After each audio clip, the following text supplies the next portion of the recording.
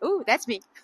Hey, Natalie, how you doing? You're joined the tour and the chat at the same time. Yeah, I joined the tour to see people's names a bit better. Oh, I need to turn the sound off. Hi, Luigi. Hello, Welcome, Luigi, Debbie. Olga, Adrian, LS. Welcome, everybody. How's it going? We're sorry we're a little bit late. No, we're not late. We've got 6 Well, minutes. 6 minutes to go, but Because I think the both of us, we usually connect 15 minutes earlier. But my parents were meant to get here today with the flight, and they were going to get my bag in front of Parliament, but they went to Parliament Square instead. So that took a bit of a few minutes. hello, everyone. We are on a single microphone today because of the wind. So if at any point you don't hear any of us, let us know in the chat, because I actually have a double mic that has two heads, but I'm concerned that with the wind it might catch double wind, so we'll try a single one. Hi Kathleen, hi Dave, nice to have you along, guys. Let me see if I can see you on my phone as well. Hi Nimki. So we've got 5 minutes before to go. Where is everybody joining from tonight? Sound is crystal clear. Oh, that's amazing, because it's actually very windy. You can probably see from my hair. Yeah, that's Paul's microphone. Yeah, he's got a very good The dead cat. microphone is called Frank. Hello, Barbie. How you doing, my friend? Dale, everyone. From the Scottish borders. Wow. Why did you name it Frank? I never, one of the Voyagers named it Emma. Is Emma B there? Yes, Ian's Emma sister. is there, yeah. Ian's sister named it Frank. Okay. She's got a Hey, thing for Emma. names then. As Paul goes about, oh yes, all the time, Karen. How you doing, Karen? Nice to meet you again. Luigi, everyone who's joining. Yeah, it looks like a Frank. Yeah. Yeah, Emma gives everything a name. Jack the Ripper. Freezing rain here. Like It's the cold here. dog. It's 0 Celsius. So what's that in Fahrenheit? 30? 35? Yeah. Something like that. So it's not too bad. Oh, It's Ollie the bear there. That's the Ollie. Tariq. Hi, Wendy from Oregon.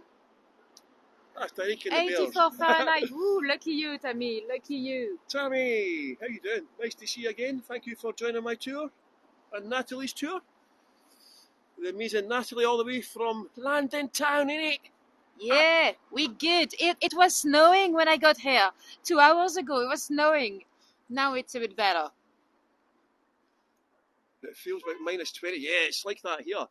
Hey, Karen, thanks for leaving the tip. Much appreciated. You must have very much confidence in Nathalie and I. Hopefully we'll live up to that. Hi, Tamara. Oh, is there somebody here for the first time? We'll ask at the start. If anyone's here for the first time, let us know as well. We can give you a couple of pointers. Do we have any newbies tonight? Anybody on the very first tour with Hago? Any Hago virgins, as I like to call them? Oh, thank you, Carol. Dale's a newbie. Colleen. Okay, so we've got a couple anyway. It's a first tour as well, Camille. Welcome. Welcome to Hago. You'll see those tours, they get a little bit addictive. Oh, you're new as well, Mike. Hey. Amazing. I hope we don't disappoint. Hopefully, if we do our job properly, we should get you hooked to the platform. Guten Abend, Hans. Ich nein sprachen die Deutsch. Thank you, Victoria, for trusting us so early in the tour. I've only done one, but I'm good. I'm a Hegolic. A Hegolic. Thanks, Trisha. Cello. No, Virgin.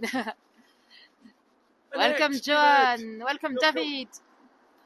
Hi, Sandy. Hi, Keela. You're not getting sound. There might be an unmute button. Could be mute. Make sure you've not. The little speaker symbol could be on mute or refresh. Oh, thank you, Tish, for telling them. Thank you. Nice one. There's always somebody helps us in the chat. Yeah. That's a good. Chris from Orkney there. How you doing, Chris? How's the weather up in Orkney? I bet it's not as cold as it is in Edinburgh. You guys have got almost tropical temperatures up there in Orkney. They never get snow. It's never been below -10. Welcome, Claudia. Welcome, Barbara. Ooh, from Italy. Lucky you. We're freezing here. It was summer. It was summer until 2 days ago. Or 3 days ago. When I got to Newcastle, it was summer, but not anymore. Sunday was not too bad. Then Monday was crap. Yeah. This is Tuesday. What's this? Wednesday. Yeah, so 3 days it's been cold again. Had a little bit of snow. Chris, you had snow this morning. Very unusual for Orkney. Mark, second visit with the King of Scotland. The King of Scotland. I like that. Well, it's a good thing we choose your phone because I'm trying to join the tour again to see the chat, and it looks like I have no internet. So, hi Joel, welcome.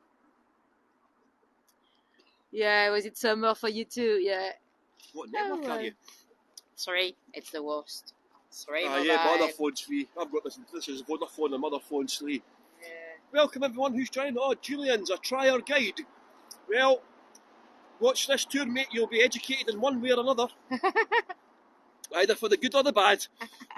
Hi Liz, nice to have you along. Hi Kat, hi Kendra. Lots of Canadians tonight, lots of Americans, lots of English, some Scottish as well.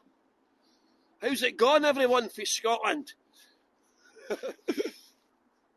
Oh, is it your first tour as well, Vicky? Welcome to Hego. 808, 108. 108? I don't know. 108 people watching so far. Hopefully there'll be a few more joining. Where do you see it? Someone just put it in the chat.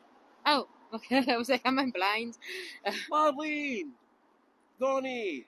Right, it's officially time to go, guys. Welcome. Welcome to Hego for the few newbies. Thank you, Emma, for trusting us so early in the tour. Because we have a couple of newbies, I'm just going to do a little bit of housekeeping.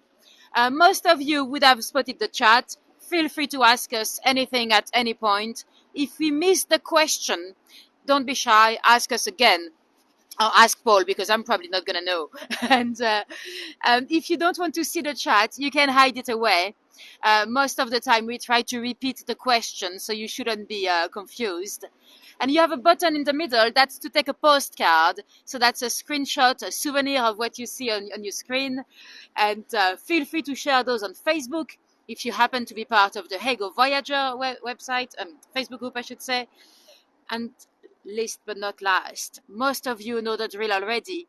But with Hego, all those tours are free to join. All the money we get as a guide, it is straight from your generosity. And today, all the tips go to Invisible Cities. It's not for me. I'm just on holidays here. So that's a social enterprise that trains people affected by homelessness to become tour guide. So that's all we need to say. Yeah, how cool is that, everyone? Natalie's came all the way to Edinburgh specifically to do a tour to raise funds for Invisible Cities. And most people will know that we are a social enterprise, a not-for-profit organisation who train people who have been homeless to become tour guides. So give Nathalie a big round of applause, everyone, and show her your appreciation, I would say. And also at the top of the screen is a follow button. If you're not already following my channel, please follow my channel. And as Nathalie says, share the postcards on Voyagers or social media, and that helps us to spread our message about the work of Invisible Cities. So thank you very much, everyone. Thank you, guys. We'll just turn right, let's stand up. We'll just put the camera around. I'm just going to show you where we are, actually. We're just outside the Scottish Parliament building. Obviously, Scotland is not yet an independent country, but we have a parliament which is responsible for some things like transport, education, the environment, and so on.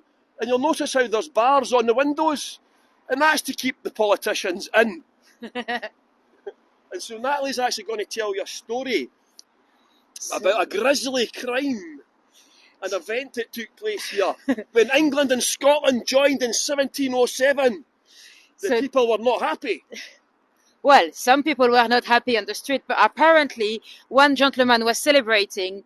That was the Marquis of Queensberry's house, which is inside. It is now part of Parliament. That's where all those ministers, they go for drink and stuff. It's like their pub. But anyway, in 1707, the Marquis had a grandson that suffered from terrible mental illnesses, quite severe There was no diagnosis at the time, but very severe mental illness. And they used to keep him locked in a room. So he would spend days and nights locked inside, probably in the dark. And apparently, one night in 1707, they went on the street to celebrate the new divisions of the new coming together of Parliament, and they left him alone. The guy that usually checked on his room, he was gone. He was going to celebrate as well up the Royal Mile. So there was hardly anyone in the house apart from him, and he managed to get out of that locked up room. And apparently he could smell some food, so he went straight down to the kitchen, where there was a little boy, 10 years old. The little boy was cooking, and well, he literally sorry, that's when it gets so rough. He basically turned up to eating that little boy. He put a spike through him, and he literally roasted him. So that's a really rough case of cannibalism. There we are. That is the building. So when the Marquis came back, they were horrified to see that the room had been opened. So the grandson had escaped, and as they went down to the kitchen, they found him. He had roasted the little boy, and he had already eaten one of the legs. So, and see, that's when Paul is laughing. I'm quite sick in the head about this, man. Yeah, he was spit roasted and eaten, and yeah, what a shame for the little boys. Oh, I'm going to say, like, you know, but yeah, so that's it in there. So this is called Queensberry House. And that's now where the politician have a drink in such a haunted building. Yeah, they were going to knock it down, actually. This was quite an old building, obviously. They were going to knock it down, but then they decided the heritage people complained because it's a Grade A listed building, so it was now incorporated into the Scottish Parliament. And as Nathalie says, it's now it's where he spit roasted the servant is the bar where all the politicians sit and have a drink today. Has there been many ghost sightings? Yeah, this obviously, it's like every story, isn't it? Obviously people report sightings and sounds and all the rest of it. I'm a bit of a sceptic about that, shall we say, about... Do you mean you don't believe in ghosts? I don't disbelieve I thought we were friends. I don't disbelieve in ghosts. I'm not saying I believe in them, but I don't disbelieve in them as well, because we have a famous poltergeist in Edinburgh who we're hopefully going to try and raise the spirit of at the end. And I don't believe in it, but I don't disbelieve in it, so... That's fine. I have to say I kind of agree that sometimes if there is some paranormal activity, we try to think that we know. We try to find some historical event that might justify it, when it could be any random ghost. Some private people have some horrible lives as well, you know, and they might try to come back.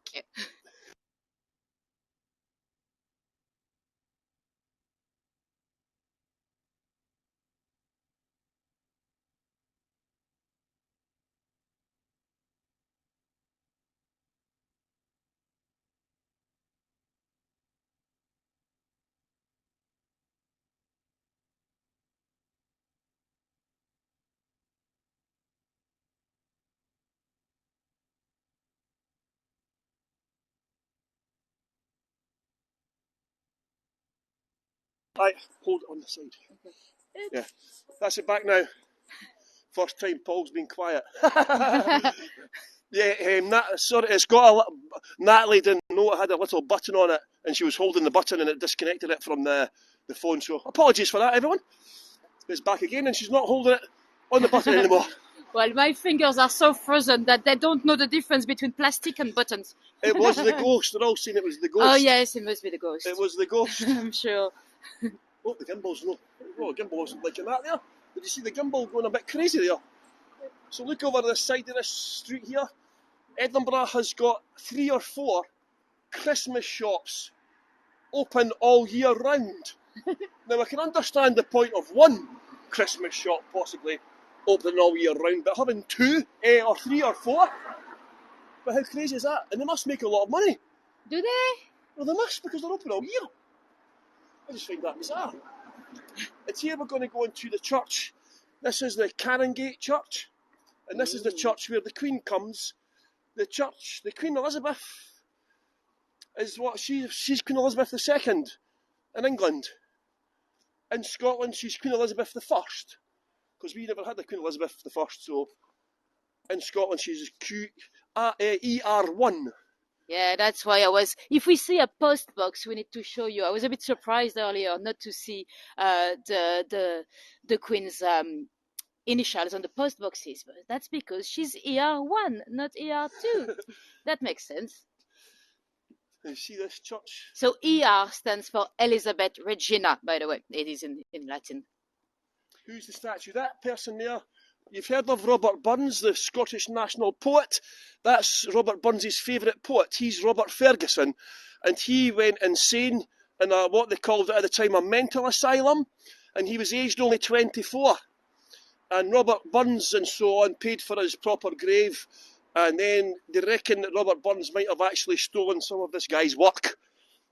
So take from that what you will, but that was Robert Ferguson, 24-year-old. There is sound still. Somebody have that? Yeah, thanks for that. So obviously you can see we're in a graveyard here. Obviously we're going to talk later on about body snatchers. Oh, mort safe. I can see a mort safe. There's mort safes here as well. There was body snatchers in here as well, but we're going to talk about them more at the end. We're going to go to the Greyfriars one, because if you see here, you see the architect, a mort safe. Is this where Richo, Lizzie? Yes. I've seen it on the other side of the wall. David Richo is buried here. He's buried just up here. Well, they think it's buried here. This here, see this grave here? Tradition says that he's buried there, but they don't actually know. But yeah, we'll show you a mort safe in a second. We'll show you that. Thanks, Victoria.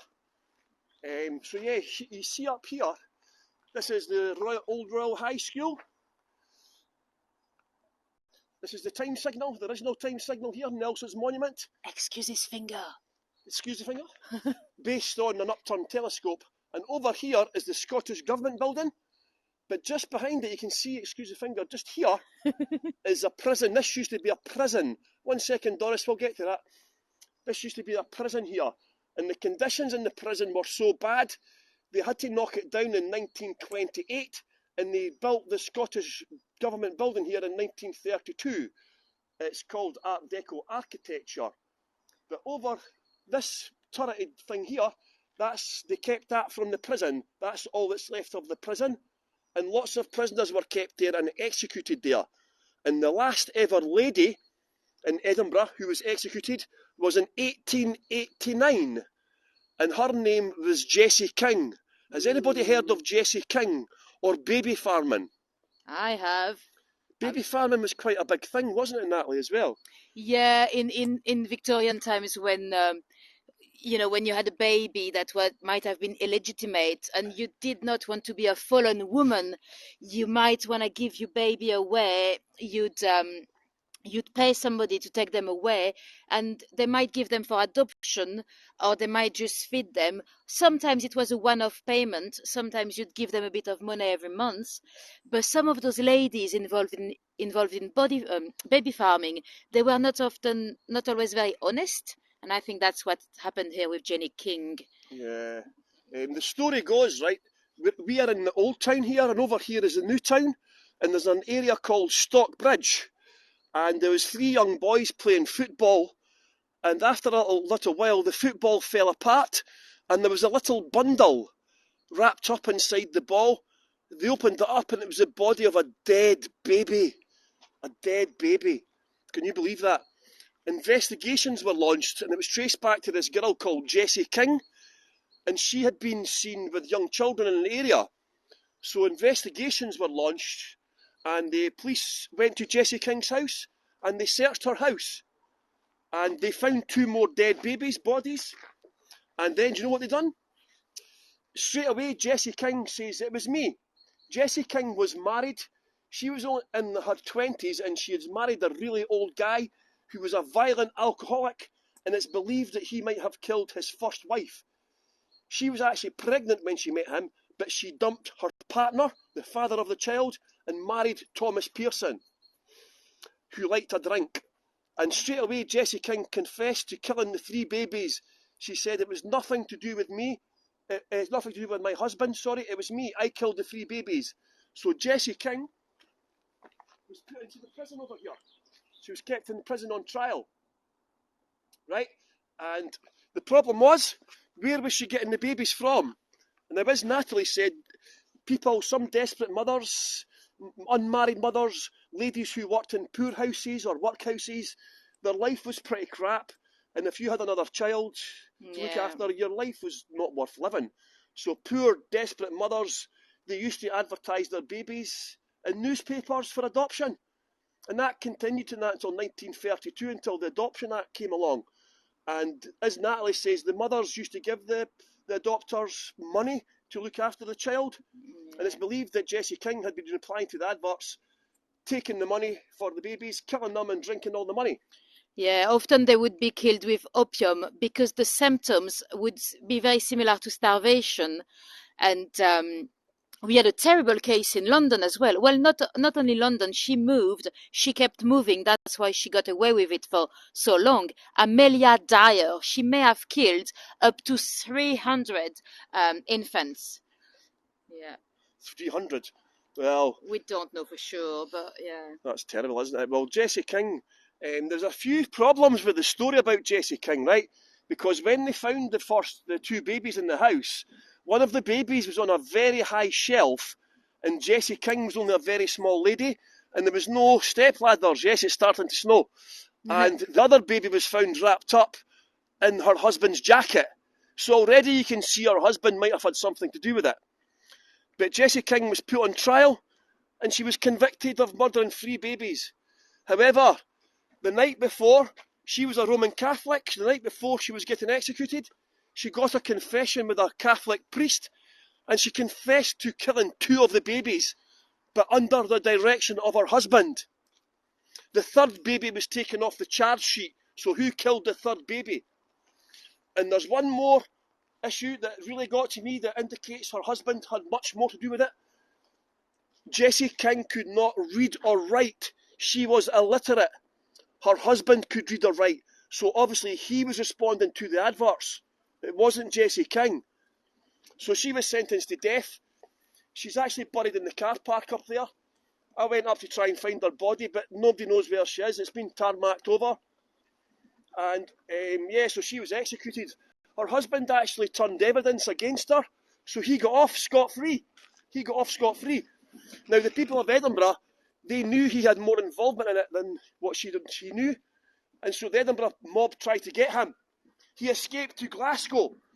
The only good thing we can take from it was he was found 1 year later dead on the streets of Glasgow with a fractured skull.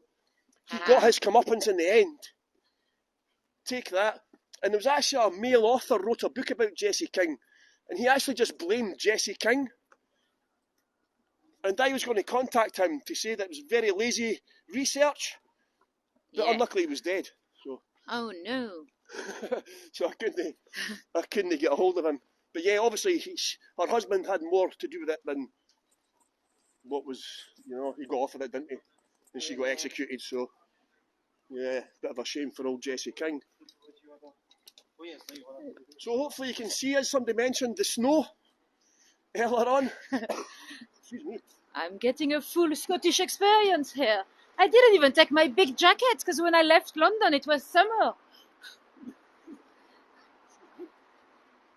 It's not very, it might get a bit heavier, eh? It's not too bad so far, but we'll see. By the way, can you both hear us okay? Oh, sorry. Oops, Don't die. Can you hear both of us okay, by the way? Yeah? Good. That's good. John Knox in car park space 23 of St Giles Cathedral, that's right. As we go up. Yeah, look how empty the streets are, Nathalie. Should we cross over? I'll show you the post box and you'll see there's no Elizabeth Regina. There we go. Yeah, it's so quiet. It's really busy in Edinburgh at the weekends, but during the week you can still see the effect of the ongoing lack of tourism around the world. Oh, you're a good boy. You're doing it on the foot crust. Hey, tour guide from Italy, Elbrich. How you doing? What are the squiggly lines on the road? The squiggly lines here, they're just for the crossing, so cars are not allowed to park where the big zigzag lines are, just for safety reasons. But yeah, here's the... See, if you were in England, you'd have ER2 here, or you might have GR, George Rex, or you'd have the monarch. But because this box was probably created under the reign of Elizabeth II, they prefer to not write anything. It's got London at the bottom. Somebody of London. Oh, so they've made it in London, It's been made in London. but they're not unacceptable. Yeah, when the Queen became Queen, the post boxes were copied from England. They had ER2, and in Scotland she's only ER1. So some people actually blew up the post box because they were not too happy. Oh, we've got snow on your microphone. Oh, I've got snow on my bike and my gimbal and my phone. Uh-oh. Do you want my umbrella? I've got a little umbrella. Should I open it? I've got one, man. My phone's water resistant, but it's the gimbal, man. But yeah, as you can see, it's starting to snow. Whee! It's like Christmas. Who's got the mistletoe and wine out? Oh, it's getting a bit heavy now. The gimbal needs... Should I get I'll get the umbrella. Let's see if that protects it a bit. 1 sec, bear with me. Last minute tour skiing down the volcano. There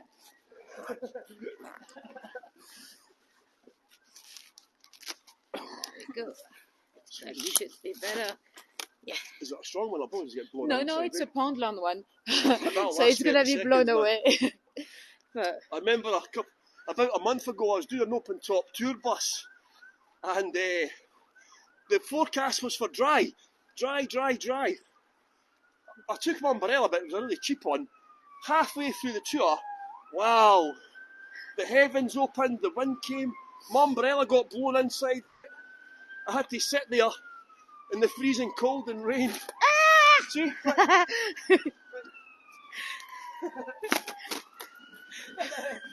there you go. That's now Nathalie knows what it's like. Welcome to Edinburgh. Welcome to the tour from hell.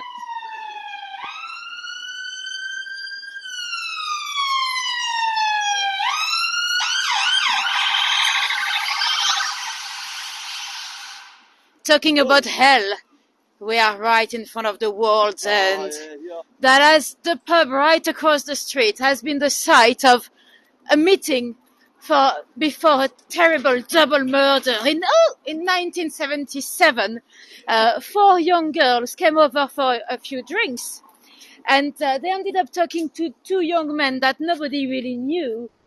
Luckily for them, 2 of the girls, they left for an impromptu party with other guys.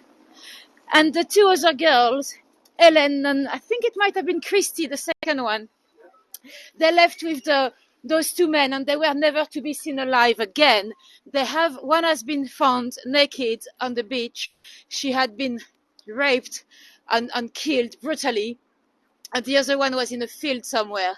But would you believe it took 37 years to get the killers? The main one, it was 2 men, but the main one was Angus Sinclair.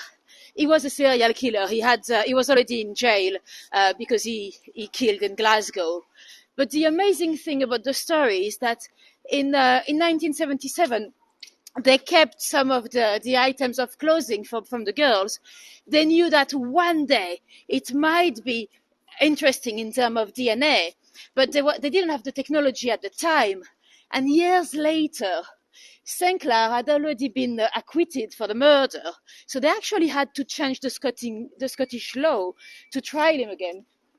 But finally, he was found guilty, and they identified his brother-in-law as well. That was the second murderer that night. Yeah. Somebody's asked about the blue figure on the wall. The blue thing, It was like a blow-up doll, but it's a blue one. Can you hear the ambulance? Ambulances are so loud in this country. Yeah, the blue thing on the wall was just like a blow-up doll that somebody's attached to the wall just for a laugh. It looks like he's trying to climb up the wall. That's all it was.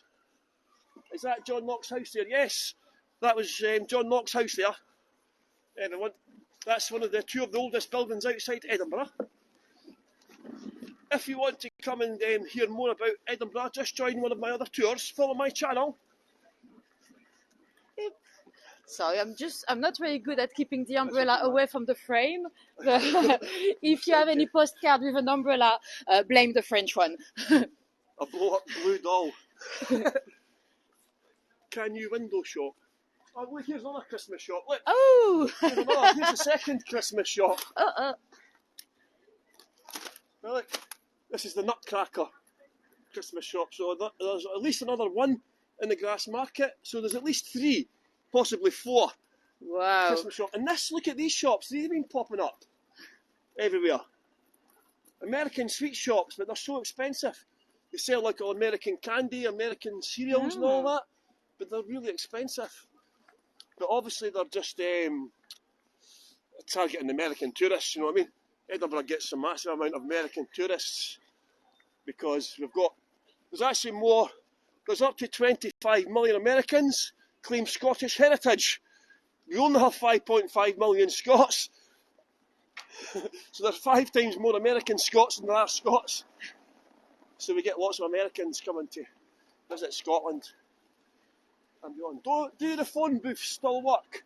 Some of them have been turned into coffee shops or defibrillators. Yeah. Or sometimes they're just being used at night by drunken men as a urinal. Yeah, they always smell of pee. But yeah, some are still in use. But obviously most of the people have got phones nowadays, haven't they? So yeah, bookshops as well. Let's go. Oops. Without getting killed. So I'll just show you where we've walked from. We've just walked up the Royal Mile. Basically, the population of Edinburgh is 550,000. But we'll just stand over here a little second, Natalie. Yeah. Over here. I'm just going to show this truck behind us now. Look at this. Do you see the gas? Don't go too far from the mic. Yeah. Oh, Mark, sorry. Am I taking part in the Edinburgh Fringe Festival? I was last year in I was part of the Leaf Comedy Festival, which was part of the Edinburgh Festival. So yes, last year I done a sell-out tour in the Fringe, and I haven't been told yet if I'm doing it again. Hopefully I am, because I get lots of tips. And you see this church here? Leslie, there's just lots of construction in Edinburgh just now. During the last 2 years, construction has never stopped.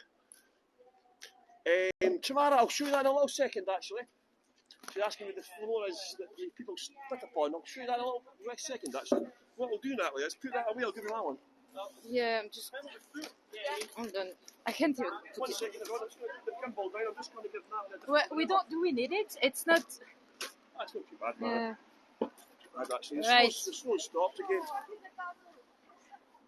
Jerry B, there's a church coming up here. There's been a church here since 1124, but the oldest church in Edinburgh is St Cuthbert's, and that's called the Mother Church, and there's been a church there since 1300 years, since St Cuthbert used to pray here in Edinburgh. But this church here, Colleen, can I go in the churches? No, they're all closed tonight, unfortunately. Oh, if you follow my channel, I do actually a special tour about churches and cathedrals. So join that tour. This is the Tron Church. This is built in the mid-1800s. And this was an overspill from the... It's quite hard. Edinburgh, there's quite a lot of... What I'll do is I'm going to turn the phone round, actually, so you can get a vertical shot. So I'm going to turn the phone round so you can get a whole picture of the church. I'm just going to turn it round for 10 seconds. Okay? And then I'll turn it back again, so don't panic. So just so you can get a clearer picture of the whole church. There you go. This is where people used to come and celebrate on New Year's Eve. But Tron, it's called the Tron. In Scottish, that means a beam. And there was a public weighing beam here. A public weighing beam. And one of the punishments they used to do... Oops, there's a gimbal, not liking that. Sorry about that. The gimbal wasn't liking the high angles for some reason there. And yeah, one of the punishments they used to carry out at the Tron Church was if you were a petty criminal and you got caught committing a crime, they would make you kneel on a stool and then they would nail your ear to the wooden beam. And they would leave you there for hours and hours. And then they would come along about 4 o'clock, 5 o'clock in the evening, and somebody would just kick away the stool and half your ear would get ripped off. And that's where the term earmarked originated, because half your ear was ripped off. So yeah, lots of grisly punishments were carried out at that church. And also here, where we're coming up to. Laura, yes we are. I hear you. I hear you. Cheers, Dave. Laura, yes, we are going to the Greyfriars Church. We've got stories about body snatchers, serial killers, and poltergeists. Edinburgh's got the world's scariest poltergeist. We might meet him tonight. Woo. Over 400 people have been attacked by the poltergeist here in Edinburgh. And I'll just let you get a postcard here of St Giles Cathedral. Try and not get the cars in it. There was a scene on Uplander. You mean Outlander, Julie? Or Uplander? What's Uplander? What's Uplander? Uplander, I don't know. It means Outlander. There you go, we got a postcard. Outlander, yeah, thought that. Well, was there? What series? I've only ever seen series 2. I stopped watching it in series 3 because I don't like Bonnie Prince Charlie. I've not seen a single episode. It's very popular. Have you experienced anything strange ghost-like? When I was a child, I thought I saw a ghost, and then when I was about 22, I thought I saw a ghost come out the wall, but I was taking lots of drugs back in that period.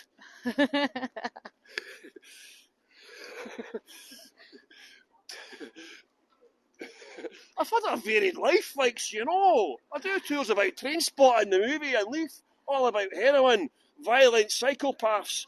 Queen Victoria took more drugs than me, so I wouldn't worry about it. This is called the Mercat Cross. They have them all over. Oh, no wonder you're laughing, Victoria. Is that Queen Victoria there? Oh, and Marbella. Karen, I'm saying nothing about Marbella. They used to carry out punishments here as well. And see here, you see the door? Sometimes they would nail your ear to the door as well. And sometimes there was a guy called John Cheesley, and he had separated, he was divorced from his wife, and the judge, his wife took him to court for maintenance. We'll walk up actually.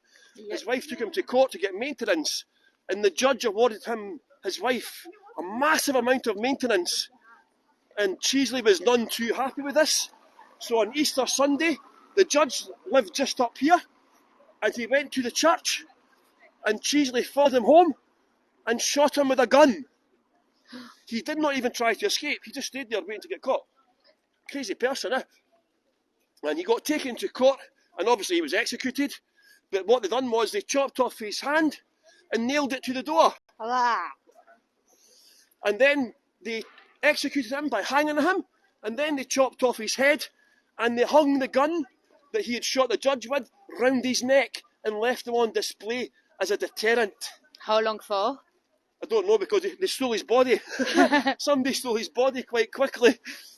And then people used to, it was only found 200 years later, his body in a fireplace. Oh. But people used to see him walking about, the ghost, with a missing arm, spewing blood everywhere. This is Scots, Camille. See here, this is somebody was asking, this is where you're allowed to spit in Edinburgh. This is called the Heart of Midlothian, and this is where the condemned prisoners were kept. I showed you the prison in the graveyard. Well, prior to that, the prison used to be here, and this is where the condemned prisoners were kept. And as the prisoners were going to get executed over here, I'll show you the public site, the people would wait on them and spit on the prisoners. But some people would also spit on the prisoners, spit on the prison because of the conditions inside the prison, because the conditions were horrific. You were lucky to get out alive. And also it's a place where you pay tax, and nobody likes to pay tax. So people used to spit on it for that reason as well. And also Edinburgh has 2 football teams, one called Hibernian and one called Heart of Midlothian. And that is the Heart of Midlothian club badge. So some people who support Hibs might spit on it for different reasons. But if you see here, this is where the last public execution took place. You see the 3 brass plaques? This is where the last execution, public one. And this was here, look over here. Site of the last public execution in Edinburgh. The site of the gallows is marked by 3 brass plates. George Bryce, the Raffle murderer, was executed on June the 21st, 1864. The last public execution. The last man executed was in 1954. What did he do to deserve that? He was a nasty man. He was divorced, separated from his wife. He was a violent man. He had domestically abused her in the past. And for some reason, she decided to let him back into her house. And so what did he do? He killed his ex-wife. He killed his daughter. And he tried to kill his son by stabbing him in the head. So yeah, I think he deserved his hanging. So he was the last person who was executed. The death penalty was removed in 1964, 10 years later. So nobody in Scotland has been executed since 1954. So we're a bit more civilised now. It's not really a deterrent, is it? It's been proven in countries like America that the death penalty is not a deterrent. Haggis. I missed that, sorry, I wasn't paying attention to the chat there, sorry. We're just trying to avoid the snow's back on. Can you see the snow again? Quite nice in the snow. It's not really laying on the ground, unfortunately, it's too wet. Maybe overnight it might lay. Something like that. So I'm missing all the chat here. Somebody's saying haggis is nice. Do you like haggis, Nathalie? I have not tried a proper one. I had some in a can once and I nearly vomited, but that was a can. So, We deep fry them here as well. In fact, when... sounds even more exciting. Yeah, when Leslie came from Egypt, Leslie from Egypt came to do a tour with me, and I treated her to a deep fried haggis supper, and she loved it. Did she? She loved it. The haggis suppers from the chippy are nicer, but they're not very healthy for you. They're deep fried in batter. I think I'll stick to the deep fried Mars bar. Have you tried one? No. No, Should I? Charlie made me eat one. Charlie made me eat because Charlie came to Edinburgh as well. I get all these girls coming to Edinburgh to do tours with me. It's great. I don't know what it is they find attractive about me. And Charlie made me eat a deep fried Mars bar live on air. And then that's right, Marlene remembers. I chucked it away to a seagull, and the seagull refused to eat it. Ooh! Seagulls eat live that pigeons. That is not a good sign. Yeah. Seagulls eat live pigeons. And they refused a Mars bar. Well, if seagulls had any constipation, that might be a bit dangerous, because you'd have big stuff coming on your head. So they might stay away from the deep fried Mars bar. So we're just coming up to Greyfriars Kirkyard, graveyard, and this is supposed to be one of the most haunted graveyards in the entire world. Ooh. But lots of graveyards say that. Well. London says it's haunted. York, is York quite haunted? Oh yeah. York. Oh yeah, if you go to York in an evening, there's at least 10 ghost tours happening. Oh, is there? Ah, there is! Bobby! Oh, by the way, you need to join up for Nathalie, you want to tell them about your tour? So we're doing a Monopoly tour on the 4th, and on the Edinburgh Monopoly, some of the tokens are a bit different, and the dog, well, it's usually a normal dog, it's actually a mini Greyfriar Bobby. So We'll talk about Bobby next week, wouldn't we? Yeah, we'll tell you about Bobby next week. This building on the right. Can't see. I don't know what building you mean. This building here is the National Museum of Scotland, and it's free to get in. If you come to Edinburgh, there are lots of activities, museums, galleries, and so on. You can go for free, and especially if you have children, there's lots of great free things to do. The museum, you can spend days upon days there. And I'm just going to take you to the left here. You get a nice postcard over here. You get a nice postcard of the church.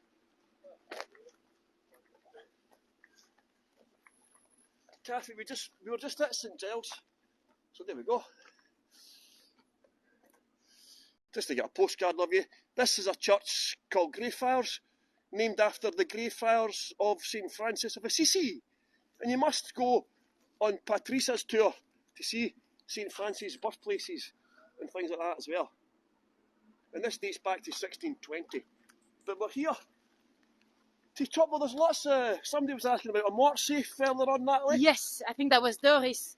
Doris, let's find you a mort safe. So a mort safe is any device covering the grave, preventing from the resurrectionists, or the body snatchers, grave robbers, however you want to call them, those gentlemen, well, maybe not gentlemen, those guys going late at night to steal the newly buried bodies from the cemeteries. So this is a good example. See this cage upside down? That would be literally protecting the dead from being stolen. They only had to protect them for about a week or so, because after that the body would be too rotten to be sold to the anatomist. So some of the mort safe might have been a rental. They might just rent them for a couple of weeks and then they'll sell them, or they rent them to a different deceased. Yeah, it wasn't a crime to steal the body. As long as you left all the possessions, you could steal the body and it was not a crime. And so that's why people resorted to getting the mort safes. They would also put booby traps in the coffins and the graves, like dynamite, Venus flytraps and so on. And of course they employed night watchmen, security guards as well. But that was bad money. So some of the watchmen, they would take a little bride and they'll pretend that they've not seen anything. Yeah. There was, in Edinburgh, there was three main groups of people who were resurrectionists or body snatchers. Obviously, as Nathalie says, the people who dug the graves, the grave diggers, they would either steal the bodies or they would tell the professional gangs, because it was professional gangs who would steal the bodies, and they would bring them in as far away from London, Ireland, Aberdeen, Newcastle, and so on. And the last group would be the medical students themselves, because the medical students had to dissect at least one body, probably every year for 3 years, to become a doctor. So the medical students would either steal the bodies or buy them. And some medical students were poor, and so they would obviously sell the bodies to pay for their tuition fees as well. And that led to, they sold them to the medical doctors for science, for dissection and so on. And that led to a pair of the so-called body snatchers, Burke and Hare. Yeah, they were just murderers. They've never actually dug any holes anywhere. They've never actually stolen any bodies. They've just killed them instead. Yeah, they get called body snatchers, but they never snatched one single body. They killed 16 people in a 10-month period, and they eventually got caught. Their last victim was found hiding under a bed, and the Hare, William Hare, turned evidence against William Burke, and so Hare got off scot-free again, like Thomas Pearson. Remember, the husband of Jessie King? He got off scot-free as well. But there was a massive age gap between them. Hare was 21. Yeah, Hare was a young guy. So he would have been heavily influenced by Burke. Hare was the main instigator. Hare, because people think it was Burke, but it was Hare. The first person they didn't kill, they actually died in Hare's wife's guest house. And but he didn't pay the rent. Yeah, he owed so £4. They needed to find a way to get the money, so they just sold him. They sold him for £7, 10 shilling to a doctor, and that's what led to them killing 16 people. And they used to get them drunk. You had one last good night, they got you drunk, and then they suffocated you. Hare would lay on top of them Burke would lay on top of them and Hare would suffocate their, hold their noses in their mouth. And that, they eventually got caught. Hare turned King's evidence, and Burke got executed in front of 40,000 people, and he was publicly dissected as well.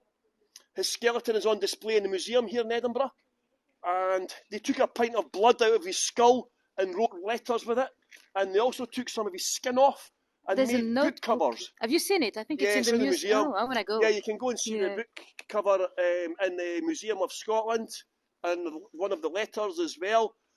And that led to people copying, well, similar type of murders across Britain as well. Yeah, we had some in London. We had the London Burkers. They used to be body snatchers, and they were very prolific. It is said that they might have sold up to 1,000 bodies. I don't know whether I believe the figures, but they got inspired by Burke and Hare, and instead of stealing bodies, which is quite complicated, you have to go late at night with a wooden with wooden tools, and you have to be careful. So they decided to kill people instead. And they would get them drunk as well, but they got a better way than Burke. Instead of just blocking their nose, they would drown them. They had a little well in their garden, and they would just drown the victims. Do you know how they got cut? They got cut because basically at the time, the body snatchers, before to sell the bodies, they used to remove the teeth. The teeth would be sold to the dentist to make dentures. Lovely. They used to call those Waterloo teeth. And apparently, they killed an Italian boy, a very young boy, Carlo Ferrari, 14 years old. And when they tried to sell his body at Guy's Hospital in London, the anatomist, they looked into his mouth, and it was very bloody. Which is weird, because if you remove the teeth from a body that's been buried for a week, it doesn't bleed. So that means that the teeth had been removed very, very quickly after his death. So they were like, hold on, let me get the money for you. And they actually fetched the police. So that's how they got caught and hanged as well, with 30,000 people in the audience. As well. Yeah. Well, so that obviously led to the authorities becoming quite concerned. So in 1832, they changed the Anatomy Act. So in Scotland, you could only use executed prisoners for dissection purposes. And then they extended it so you could use suicide victims, people who died in prison, who died in hospital, and where else did you say, Nathalie? In workhouses. If the bodies were not claimed by the family that would pay for the funeral, then they would, yeah.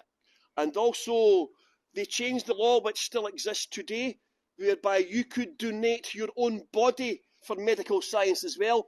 And the first people who did that were the doctors themselves. The doctors tend to be guinea pigs, so you can understand why they changed the law. And so, yeah, thanks very much for that. But we're just going to finish off. Oh, you had to dissect, Ginny. What did you study? Ginny had to dissect. Yeah, we did it at school. We dissected frogs and all that at school, I did frogs as well, even in French. You probably ate them after that, Nathalie. You know what the French are like. You see here, this is the Covenanters prison. I'm just going to put through the camera. In 1679, this was an open-air prison. There was no shelter, no trees. It was a part of the walled city. And there was 1,200 prisoners kept here in an open-air prison. They were kept here until November. Can you believe that? In Scotland, they were only fed 4 ounces of bread and water a day. Right? Hundreds were executed in there. See in here? You see how it's got the padlock on it? Yeah. Hundreds were kept in there. And the guy in charge was Mackenzie. He was a Lord Advocate, and he became known as Bloody Mackenzie because he used to allow his men to torture and rape and behead the prisoners. Hundreds were executed. Their heads were placed on spikes around the city walls. 600 were left in November. They were sent off to the colonies in America as punishment. However, on the way there, the boat crashed in Orkney. We've got somebody from Orkney on tonight. The boat crashed in Orkney, and hundreds more were killed. And it's believed that Bloody Mackenzie was responsible for killing up to 12,000 people in his lifetime. And he's buried here in the Black Mausoleum. You see here? And remember the padlock? the reason it's padlocked off that area is because in 1998, Bloody Mackenzie's kept in here. And in 1998, a homeless person broke in looking for shelter. I've never slept in a graveyard. I've been homeless over 10 times and I've never slept in a graveyard. I'm not that brave. And and a homeless person broke in and he fell down the floor and the gravediggers had dug and hurried hundreds of bodies in there, right? So there's not just one or two bodies in there. There's quite a lot in the bottom. And some of the bodies still had flesh and bones and gunk and goo and stuff. So the poor homeless guy ran out of here at night. It was pitch black. Now coming down here was a man walking his dog. Well, I don't know who was more terrified, the poor homeless guy, the dog, or the dog walker. Well, they all ran off in different directions. And ever since then, people started to report of getting attacked. People would be pushed over. You'd get scratches and bruised and burns and all that. Over 400 people have officially recorded being attacked by the poltergeist, so-called Bloody Mackenzie. And that's why the prison is kept off. Somebody was asking if you can go in there. Yes, you can only go in with an official tour company. Only one tour company has access. Okay? And so what happened is, we are actually going to try and raise the spirit of Bloody Mackenzie. There is a special rhyme, you say. Oh. Now, bear in mind, if the screen goes black, he's got us. So come on, Nathalie. Pray for us. Pray for us.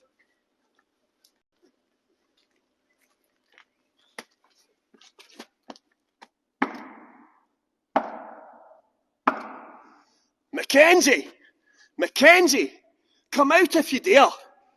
Draw the snake and lift the bar.